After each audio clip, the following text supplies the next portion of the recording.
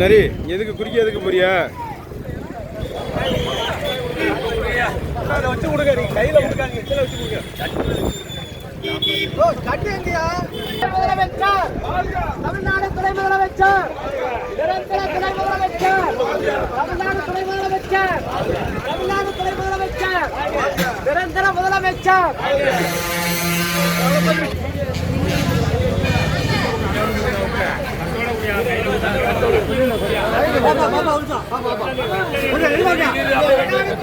தமிழ்நாடு துணை முதலமைச்சர் தமிழ்நாடு துணை முதலமைச்சர் தமிழ்நாடு துணை முதலமைச்சர் தமிழ்நாடு துணை முதலமைச்சர்